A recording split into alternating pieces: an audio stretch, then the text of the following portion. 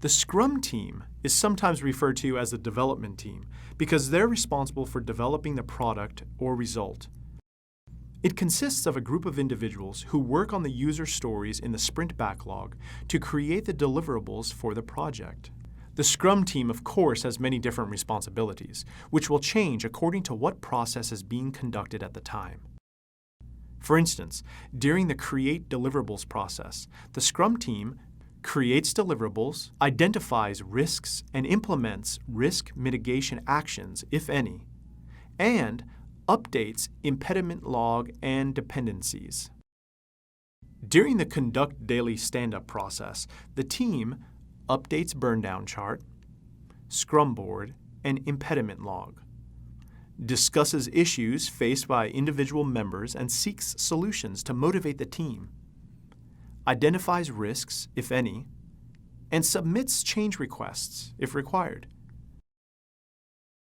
Like the product owner and the Scrum Master, the Scrum Team also participates in the retrospect project meeting during the retrospect project process.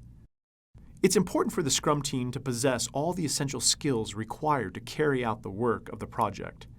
It's also necessary to have a high level of collaboration to maximize productivity, so that minimal coordination is required to get things done. The optimum size for a Scrum Team is 6 to 10 members, large enough to ensure adequate skill sets, but small enough to collaborate easily. A key benefit of a 6 to 10 member team is that communication and management are typically simple and require minimal effort. However, there may also be drawbacks. One major drawback is that smaller teams are more significantly impacted by the loss of a team member than larger teams, even for a short period of time.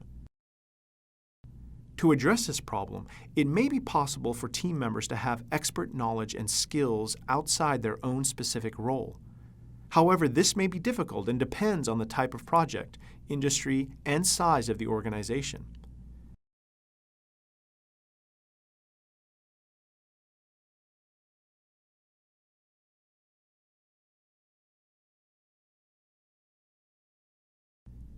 It's also recommended to have a backup person to replace any person who may have to leave the Scrum Team. We've just finished going over the core Scrum roles in detail.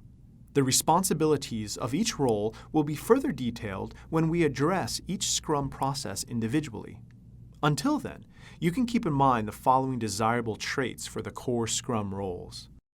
For the product owner, you want someone who has Scrum expertise, business domain knowledge, excellent communication skills, Scrum process knowledge, ability to handle uncertainties, negotiation skills, someone who's approachable, someone who's proactive, decisive, pragmatic, and goal-oriented.